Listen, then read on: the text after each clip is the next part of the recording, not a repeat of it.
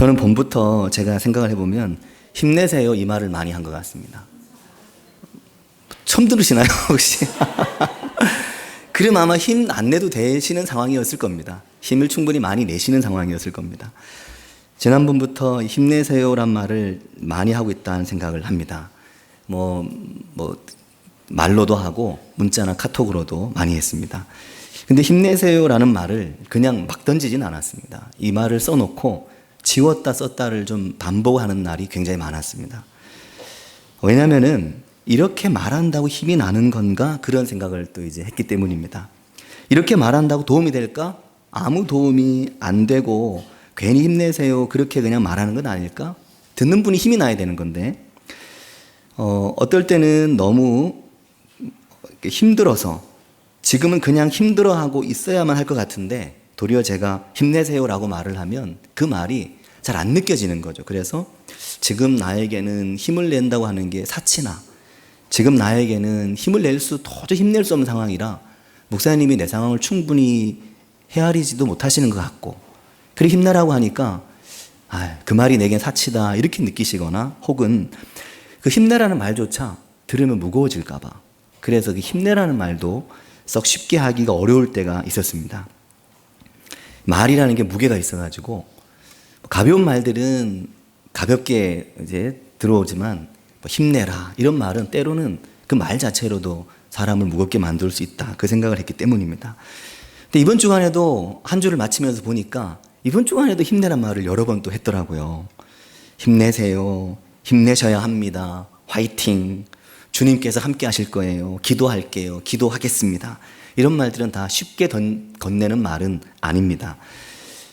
그런데 그러면서 제가 굉장히 은혜를 받았는데 이번 주에 힘내셔야 해요. 힘내세요. 이 말이 많이 사용되는 곳이 있더라고요. 혹시 어딘지 아십니까? 성경에 이 말이 정말 많이 나오는구나. 이걸 느끼게 된 겁니다. 그게 아까 이민숙 권사님께서 말씀하신 두려워하지 말라. 그 말입니다. 두려워하지 말라. 놀라지 말라. 마음을 강하게 하고 담대히 하라. 이 말은 힘을 내라는 말이거든요. 두려워하지 마. 놀라지 마. 마음을 강하게 하고 담대히 해. 이 말은 힘을 내라는 말입니다. 근데 여기 또 중요한 게 있는데 그냥 두려워하지 마 그러시는 게 아니라 반드시 그들로 말미암아 두려워하지 마 그렇게 말씀하신다는 겁니다. 하나님이 우리에게 두려워하지 마 말씀하실 때는 반드시 대상이 있습니다. 왜냐하면 우리가 그냥 힘든 사람 아무도 없거든요. 분명히 어떤 일이나 사건이나 어떤 상황이 있어서 그것 때문에 힘이 든 겁니다. 이게 오래된 것도 있고 얼마 안 된 것도 있습니다. 어떤 건 얼마 안 된 것 같지만 이미 수십 년 전부터 뿌리를 두고 있는 것들도 있습니다. 깨진 상처나 깨어진 마음은 작은 일만 일어나도 그것이 동요하기 때문에 오늘 일어난 일이라 할 수 없는 거죠. 이건 이미 10년, 20년, 30년 어릴 때부터 생긴 그런 시작된 것일 수도 있는데 하나님이 힘내라고 말할 때 그들 때문에 힘 잃지 마. 그들 때문에 두려워하지 마. 이렇게 말씀을 하신다는 겁니다. 또 하나는 반복적으로 계속 얘기한다는 거죠. 하나님이. 한 번 얘기하고 끝내시는 게 아니라 이게 먹힐 때까지 계속 말씀하시는 겁니다. 힘내, 힘내, 힘내. 또 힘낼 상황이 지나가면 그 다음에 또 그런 일이 없으면 좋은데 또 생기잖아요. 그러니까 전에 얘기했으니까 한 번 했으니까 또 얘기해. 이게 아니라 어려운 상황이 생겨서 마음이 작아지면 하나님은 또 두려워하지 마. 이 얘기를 또 하신다는 겁니다. 이게 신앙생활의 신비다. 그 생각을 하게 됐습니다. 이번에 여호수아서를 묵상하면서 이것을 깨달은 것만으로도 제게는 참 제가 평생 가지고 갈 참 귀한 것이다라는 생각을 스스로 많이 했습니다. 이 말이 성경에 많이 나온다는 거, 그러니까 힘내라는 말은 정말 근거가 있고 중요한 말이라는 거. 힘내세요, 힘내요, 기도하겠습니다. 두려워하지 마십시오. 하나님이 함께 하실 겁니다. 이 말은 정말 그리스도인들이 입에 달고 살아야 되는 말이다 하는 것을 말씀을 통해서 깨닫게 됐습니다. 여호수아서를 시작하면서도 하나님이 여호수아에게 이 말씀을 하셨습니다. 내가 내게 명령한 게 아니냐. 강하고 담대하라. 이 말씀 하셨거든요. 근데 여호수아서 8장에 오면 8장 1절에 이스라엘 백성이 아이성 전투에서 패배를 했습니다. 패배한 이유는 아간의 범죄 때문이었습니다. 패배를 하고 나서 이 이스라엘 백성들의 마음이 어떻게 됐냐면 여호수아서 7장 5절을 보면 백성의 마음이 녹아서 물처럼 돼버렸습니다. 그럴 때 있잖아요. 막 마음이 허물어져서 마음이 물처럼 되어버릴 때, 내가 옛날에 이렇지 않았는데 요즘 내가 마음이 그냥 틈만 나면 와르르, 틈만 나면 흐물흐물, 내 마음이 왜 이러지? 틈만 나면 그냥 바람만 불어도 눈물이 쫘르르, 그럴 때가 있거든요. 근데 이때 하나님이 여호수아와 그 백성에게 또 그러시는 겁니다. 두려워하지 말고 놀라지 말고 일어나라, 일어나서 아이성으로 올라가라 하고 올려보내는 겁니다. 지금은 또 아이성 때문에 두려운 거죠. 이 한번 패배한 것 때문에. 그러니까 두려워하지 말고 올라가라고 말씀을 하는 겁니다. 이때 만약에 이스라엘 백성들이 주저앉았다면 어떻게 됐을까요? 영 못 일어날 수도 있었을 겁니다. 그렇게 주저앉아서 다시 광야로 돌아가거나 했다면, 포기해버렸다면 아마 가나안을 정복하기까지 나아가지 못했겠죠. 때로 우리는 살면서 내 마음이 녹아서 물처럼 되어버린다는 것을 느낄 때가 있습니다. 용기를 다 잃어버릴 때가 있고 어떻게 하면 좋을지 방법이 안 보일 때가 있습니다. 힘을 내고 싶은데 힘이 잘 안 나는 거죠. 이번 주간에도 힘내세요 문자 보냈는데 똑같은 대답이었습니다. 힘을 내고 싶은데 힘이 안 난다는 거였습니다. 똑같거든요.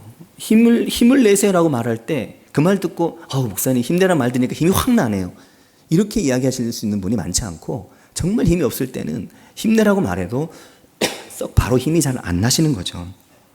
근데 여호수아서 2장 11절과 5장 1절을 보면 주님 오늘 말씀하시냐면 2장 11절은 라합이 정탐꾼들을 만났을 때 말한 겁니다. 정탐꾼들은 사실은 여리고성을 정탐하면서 두려웠을 거거든요. 그 성의 규모를 보고. 근데 라합이 뭐라고 하냐면, 이제 앞에 말은 없는 거죠. 당신들 두렵지, 이 말은 성경에 없지만 당신들 두렵지 그렇게 말한다면 그 뒤에 뭐라고 말하냐면, 근데 여기 사람들은 더 두려워하고 있어, 그 말하는 겁니다. 당신만 두려운 게 아니라 여기 다들 지금 당신들 때문에 두려움에 빠져 있어, 그렇게 말하는 겁니다. 그러니까 마음이 녹아버린 사람이 당신들만이 아니라는 거죠. 그래서 2장 11절에 보면 마음이 녹았고 너희로 말미암아 사람들이 정신을 잃어버렸다, 그렇게 말합니다. 그러니까 여기는 더 심각한 거죠. 이 마음이 두려운 것이, 마음이 녹아버린 게. 5장 1절에 가면 요단 서쪽 지역의 아모리의 모든 왕들이 연합군을 만들고 기브온을 공략하면서 전투가 벌어질 때, 그때 뭐라고 말하냐면 이스라엘 자손들 때문에 정신을 잃어버리기까지 마음이 녹아버렸다고 말을 합니다. 그래서 사랑하는 성도 여러분, 힘들고 어려운 일을 만나서 내 마음이 허물어져서 녹아내릴 때 나만 그렇다는 생각을 절대 하지 마시길 바랍니다. 내 주변에 더 많은 사람들이 마음이 허물어져 있고 마음이 녹아 있다는 것을 꼭 기억하는 은혜가 있으시기를 바랍니다.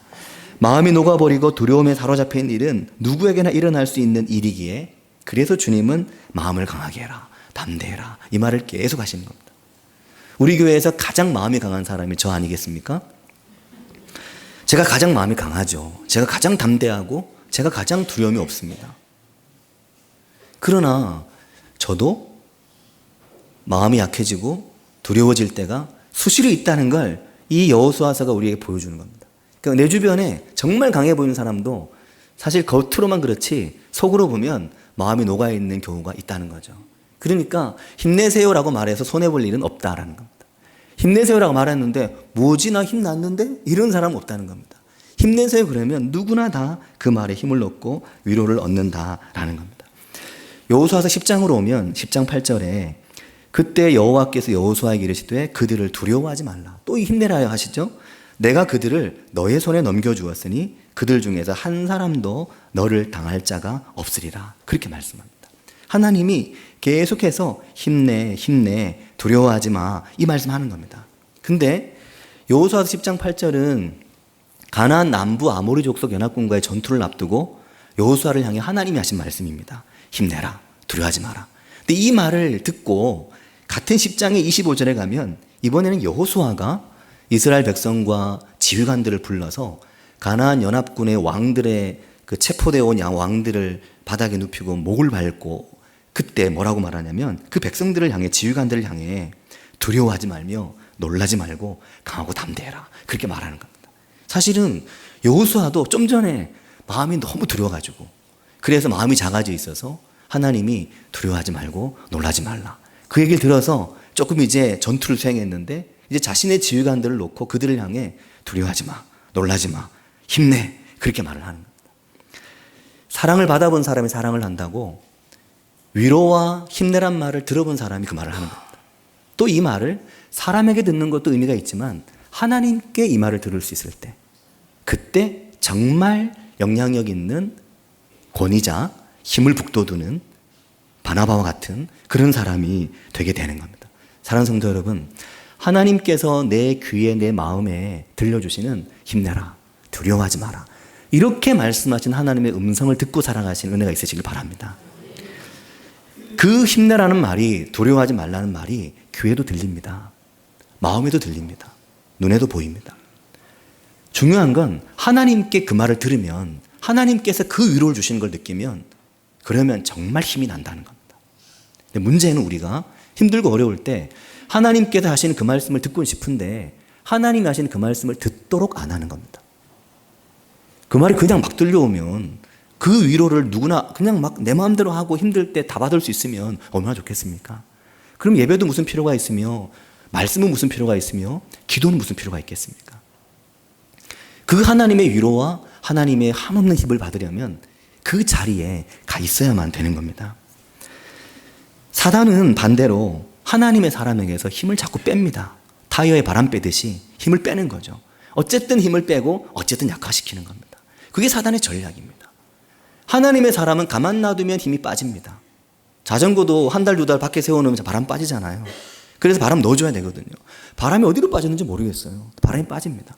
마찬가지로 사단은 끊임없이 하나님의 사람에게 힘을 뺍니다. 두려워하게 하고 절망하게 하고 놀라게 만듭니다. 그래서 하나님이 우리를 향해 힘내, 두려워하지 마 하시는 말씀을 자꾸 듣는 게, 그게 정말 지혜인 겁니다. 사람은 밥만 먹는 게 아니라 뭐도 먹고 삽니까? 사람은 말을 먹고 사는 겁니다. 말을. 하나님의 말씀 이렇게 대답하셨는데 하나님 말씀 먹고 살면 가장 좋은 거고요. 근데 말도 먹고 삽니다. 말을 먹을 때 언짢은 말을 먹으면 체하는 거죠. 소화불량 걸리는 겁니다. 근데 좋은 말을 들으면 마음이 힘이 나고 용기를 얻는 겁니다. 밥을 먹는 것보다 그저 칭찬 몇 마디 듣는 게 배를 더 부르게 만드는 거죠. 밥을 먹으면 배만 나오지 칭찬을 들으면 영이 강건해지는 겁니다. 하나님 그래서 계속 북돋우시는 거죠. 힘내라, 두려워하지 마라. 반복해서 계속 말합니다. 어떻게 보면 아니 뭐 했던 말 또 해.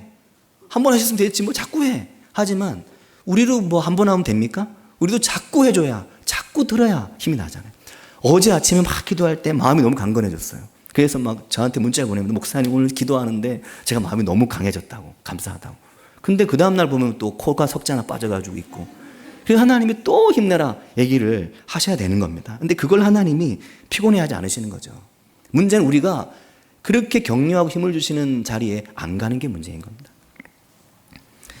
미국의 어느 교도소의 재소자 중에 이제 조사를 했는데, 이거 오래된 통계인데 재소자의 90%가 성장하는 동안 어떤 부모 아래에서 자랐냐면, 너 같은 녀석은 교도소 가가지고 콩밥 먹어야 돼, 이런 말 듣고 살았다는 거죠.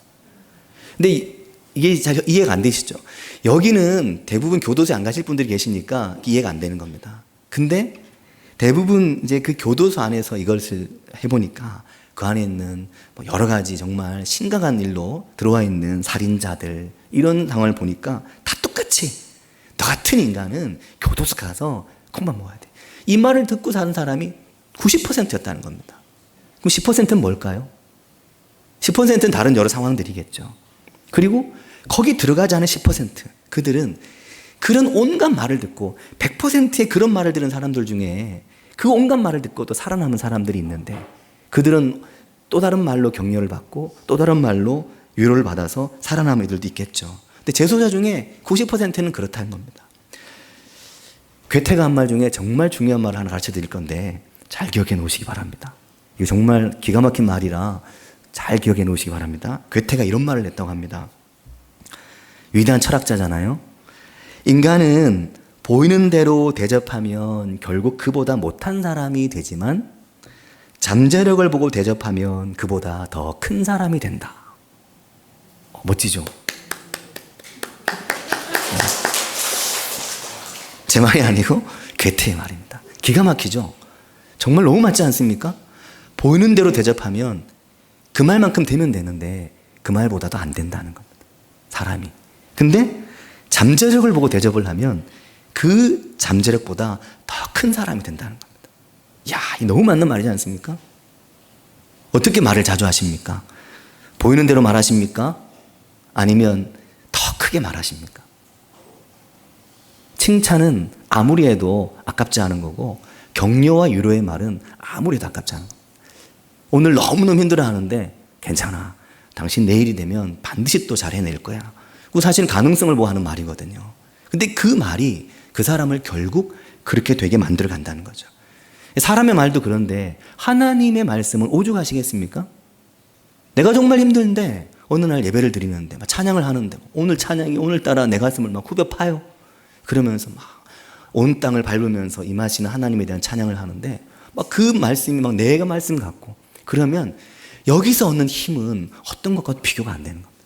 오늘 너무 힘들어가지고 그래서 오늘 교회 좀 가지 말아야지 했는데 너무 힘드니까 교회에 한번 가볼까? 그리고 왔는데 막 오늘따라 예배가 내게 너무 은혜가 되면 그것이 오늘 절망한 나에게 이게 나의 현주소인데 내일의 희망과 내일의 소망으로 나를 연결해 가는 겁니다. 미국의 존스 홉킨스 병원에 소아신경외과의 과장인 벤 카슨이라는 분이 있는데, 이분이 어떤 분인지 모르시죠? 네, 저도 몰랐는데 이분이 아마 이건 아실 겁니다. 샴 쌍둥이. 이 벤 카슨이 샴 쌍둥이 분리수술을 세계 최초로 성공한 사람입니다. 1987년이에요. 이 수술을 성공한 게. 그렇게나 오래됐습니다. 의학의 발전이 참 무섭죠. 근데 이 머리와 몸이 붙어 있는 쌍둥이를 분리하는 수술을 벤 카슨이 성공을 했는데, 이 벤 카슨이 어떻게 그에게 별명이 붙여졌냐면 신의 손이다. 그렇게 별명이 붙여졌습니다. 그런데 신의 손이라는 이 사람들의 찬사와 달리 이 벤 카슨의 성장기는 너무 어둡고 너무나 힘들었다고 합니다. 그는 빈민가 출신의 열등생으로 자라났고 8살 때 부모가 이혼을 하면서 불량 소년들과 어울리면서 싸움하고 그러고 산 겁니다. 그렇게 힘들고 어렵게 살아가고 그러다 보니까 학교에서 따돌림 당하고 친구들과 못 어울리고 공부를 해도 영 밑바닥을 전전하는 그렇게 살았는데 그렇게 이제 성장기를 보낸 거죠. 근데 어떻게 이 사람이 그렇게 정말 위대한 신의 손이라고 불리는 의사가 됐나 싶어서 어느 날 한 기자가 벤 카슨, 당신을 오늘의 모습으로 만들어준 게 도대체 뭡니까? 도대체 뭐가 당신을 오늘의 모습으로 만들어준 겁니까? 그렇게 질문했더니 벤 카슨이 뭐라고 했냐면 나의 어머니 쇼냐 카슨 덕분입니다. 그렇게 얘기했답니다. 어머니가 어떻게 당신을 이렇게 만들었느냐? 어머니가 항상 이렇게 얘기하셨다는 거죠. 벤, 너는 마음만 먹으면 뭐든 할 수 있어. 벤, 너는 노력만 하면 넌 뭐든 할 수 있어. 그렇게 말한 겁니다. 이 이야기를 귀에 딱지도 않도록 계속 해준 겁니다. 벤, 너는 마음만 먹으면 뭐든 할 수 있어. 너는 노력만 하면 뭐든 할 수 있어. 그게 너야. 너는 마음만 먹으면 할 수 있어. 너 노력만 하면 뭐든 할 수 있어. 이 얘기를 계속 해준 겁니다. 학교에 사고 칠 때도, 친구랑 싸울 때도, 수학을 빵점 맞고 올 때도 계속 이야기해 준 겁니다. 거기 보니까 구구단을 5학년까지 못 외웠다고 돼 있더라고요.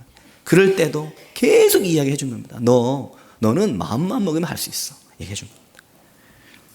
그 얘기를 보니까 또 참 저의 과거가 생각이 나더라고요.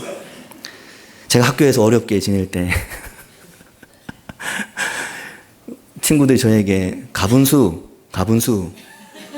너 머리 정말 크다. 가분수 하고 저를 놀릴 때, 초등학교 2학년 때 집에 오면 저희 어머니께서 늘 저에게 박 목사님 머리도 작잖아요. 키도 크시고. 근데 저는 키도 작고 머리는 크고 반대로 됐어요. 근데 어머니께서 저를 보실 때마다 그럼 막 코가리가 팍 빠져가지고 친구들이 가분수래. 제가 똑똑하긴 했나 봐요. 2학년 때 가분수가 뭔지 알았으니까. 가분수가 유가 큰 거잖아요, 이게. 2학년 때, 5학년이 아니라. 그래서 가분수 너무 힘들다. 집에 올 때 어머니 늘 저에게 뭐라 하셨냐면, 영규야, 머리가 커야 공부를 잘하는 거야. 머리가 커야 공부를 잘하는 거야. 나중에 청년기가 됐는데 그때 또 모혈압 금동산이 나오면서 모혈압 금동산에 보면 유치원 아이들이 보는 모혈압 금동산에 보면 탈을 쓰고 나오잖아요. 얘도 머리 엄청 크거든요. 저보고 누가 모혈압 금동산이라 그러는 거예요. 그 말이 너무 제가 상처가 됐겠죠? 근데 참 놀라웠던 건 머리 크다는 이야기 제가 웬만히 상처를 안 받습니다. 키 작다는 얘기는 상처를 좀 받는데 머리 크다는 얘기는 상처를 안 받아요. 신기하죠? 어머니께서 제게 딱지가 않도록 머리 큰 거, 머리 큰 거, 그거, 그래야 공부 잘하는 거야. 그 말들이, 그렇구나. 머리 큰 게 좋은 거야. 그런 거죠. 이스라엘 백성들이 여리고성도 함락되고 아이성 전투에도 이기고 가나안 남부지역 연합군과의 싸움도 크게 승리하고 다 이겼습니다. 심지어 기브온 전투에서는 태양이 머물고 아얄론 골짜기에 달이 멈추고 오늘 어린이 예배 때도 말씀을 나눴지만 베토론에서부터 아세가와 막게다까지 가는 20km가 넘는 이 지역을 이 후퇴하는 아모리 족속이 후퇴할 때 하늘에서 우박이 떨어졌습니다. 후퇴하는 종일 우박이 떨어졌습니다. 그 한 30km를 달려가는데 우박이 계속 떨어지는 거죠. 그래서 성경에 보면 칼과 창에 죽은 사람보다 우박 맞아 죽은 사람이 더 많았다고 말하고 있거든요. 하나님이 이렇게 놀랍게 연전연승을 하게 하심에도 불구하고 오늘 말씀에 11장에 오면 다시 한번 큰 전쟁을 치러야 되게 됐습니다. 이 전쟁의 규모는 그간의 전쟁과는 비교할 수 없이 큰 전쟁이었습니다. 가나안 북부 지역의 모든 왕들이 연합을 하고 전쟁을 준비해서 메롬이라고 하는 물가에 진을 쳤는데 이게 갈릴리 북쪽에 있는 호수입니다. 거기에 진을 치고 전쟁이 벌어진 겁니다.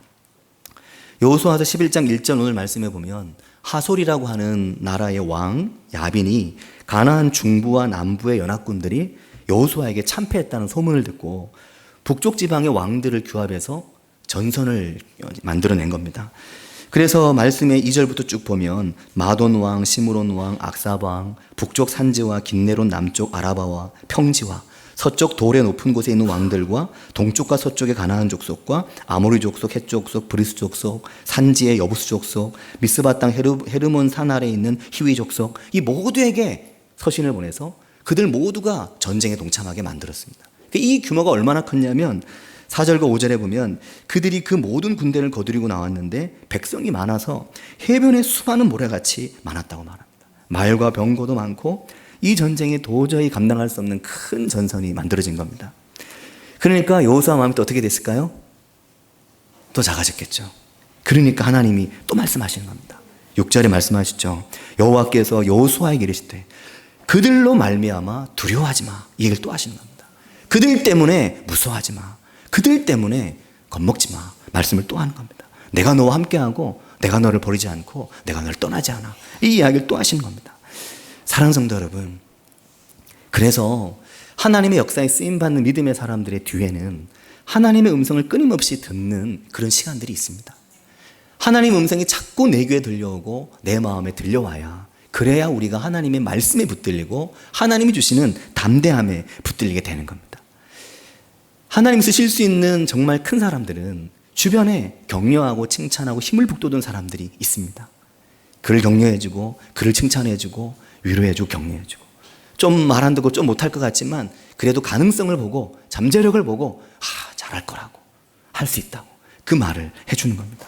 그래서 그들이 그것을 감당할 수 있도록 해주는 겁니다. 사람의 말도 그렇지만 하나님 말씀을 그렇게 듣고 산다면 인생이 얼마나 달라지겠습니까?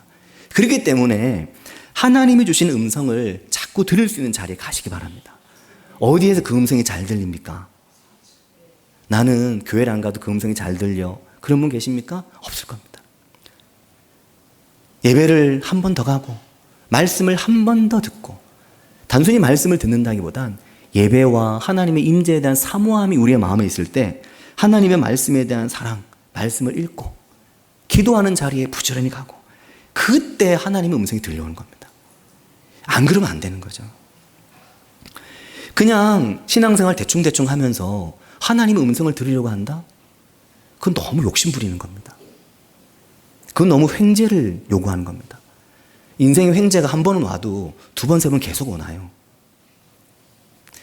우리가 하나님에게 대한 사모함을 가지고 하나님 음성에 자꾸만 귀 기울일 때 그때 하나님께서 우리에게 하나님 음성을 듣게 하시는 겁니다. 그리고 힘을 내고 용기를 내게 하시는 거죠. 이걸 사단은 방해하는 겁니다. 하나님의 말씀을 못 듣게 하고 하나님의 말씀에 귀를 못 기울이게 하는 겁니다. 그래서 하나님의 말씀과 자꾸만 나 사이에 담이 생기게 되는 거죠. 말씀을 좀 펼쳐서 보면 되는데 펼치지 않게 되는 겁니다. 한 달 가고 1년 가도 말씀을 안 펼치고 기도하는 자리에 좀 가면 되는데 그게 가게 안 되는 겁니다. 자꾸 마음에 부담은 있어요. 가야 된다 마음은 있는데 안 가는 겁니다. 분명한 건 가야 된다 마음이 없으면 안 가도 됩니다. 마음이 없는데 어떻게 가겠습니까? 근데 문제는 아예 가야 되는데 마음이 있는데 안 가는 게 요건 문제입니다. 마음이 생기는데 안 가면 하나님이 갈 수밖에 없도록 만들 수 있습니다. 제가 협박하는 게 아니라 기도하는 자리에 좀 가야 되는데 내가 이거 좀 성경을 좀 봐야 되는데 이런 마음의 부담이 지난 봄부터 계속 있었는데 아직까지 괜찮다. 난 아직까지 멀쩡하다 그러면 정말 하나님의 큰 은혜를 입은 겁니다.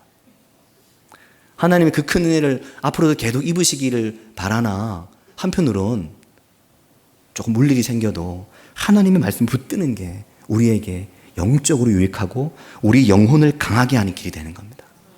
사단은 우리가 하나님과 딱 붙는 걸 싫어하는 거죠. 우리가 하나님에게 탁 붙는 걸 싫어하는 겁니다. 끊임없이 방해를 하는 겁니다. 목사에게 기도해달라고 부탁하시는 분들이 계십니다. 기도를 당연히 하죠. 정말 기도를 합니다. 정말 많이 기도를 합니다. 하지만 목사에게 기도해달라고 부탁하기보다는 목사를 통해 선포되는 말씀에 귀를 더 기울이는 게 더 중요합니다. 목사가 헛소리하지 않는다면 그 말씀에 귀를 바짝 기울이는 게 필요하다는 거죠. 예배를 힘을 다해 사모하는 게 필요합니다. 예배는 드려주는 게 아닙니다. 예배는 한번 가주는 게 아닙니다. 예배는 인심 쓰는 게 아닙니다. 예배는 그 가운데 하나님 오늘도 내게 어떤 음성을 주실지, 하나님 오늘도 내게 어떻게 말씀하실지, 인생에서 내가 이런 문제가 있는데 너 그것 때문에 두려워하지 마. 너 그 문제 때문에 두려워하지 마. 이렇게 말씀해 주셔서 예배가 끝나고 이문을 나갈 때 이게 너무 힘들었는데 하나님 나에게 이것 때문에 두려워하지 말라 하시는구나. 이것 때문에 용기 잃지 말라고 하시는구나. 그것 듣고 돌아가는 은혜가 우리 가운데 있기를 바랍니다. 기도하시길 바랍니다. 기도하는 자리에 가시길 바랍니다. 나는 굳이 기도하는 자리에 안 가도 난 집에서 얼마든지 기도해. 그러시는 분은 정말 놀랍고 감사한 일이죠. 그렇게 계속 하시면 되는데 그게 잘 안 되거든요. 사실은 기도하는 자리에 가시길 바랍니다. 그래서 온 가족 새벽 예배를 준비했습니다. 내일부터 한 번만 그냥 와서 기도해 보시기 바랍니다. 아마 아무 일도 안 일어날 겁니다. 한 번 와서 기도해도 아무 일도 안 일어날 겁니다. 음성도 안 들리고 졸리기만 하고 그럴 수 있습니다. 근데 한 번 일단 와보면 적어도 내가 새벽 예배하면 나갔다 이렇게 말할 수 있고, 한 번이라도 나오면 우리 교회는 또 새벽 예배 기념품 다 드리거든요. 한 번만 나오면 기념품 다 줍니다. 많이 안 오셔가지고 한 번만 오면 기념품을 다 드립니다. 올해는 기념품을 할까 말까 고민 중이긴 합니다. 사랑하는 성도 여러분, 꾸준한 말씀에 대한 사랑과 예배에 대한 사랑이, 꾸준한 기도에 대한 열정이 우리의 영혼을 강하게 만듭니다. 그리고 하나님의 음성이 우리에게 들리고 하나님의 음성이 마음에 들려오게 됩니다. 그러면서 힘을 얻고 용기를 내는데 내 힘으로 사는 게 아니라 주님 주신 힘으로 사는 거죠. 그러면 이 사람이 이 놀라운 이 힘을 주변에 전하고 나누어 주는 사람이 됩니다. 그 사람이 하는 말이 내게 힘이 되고 그 사람이 건네는 말이 내게 용기를 주는 겁니다.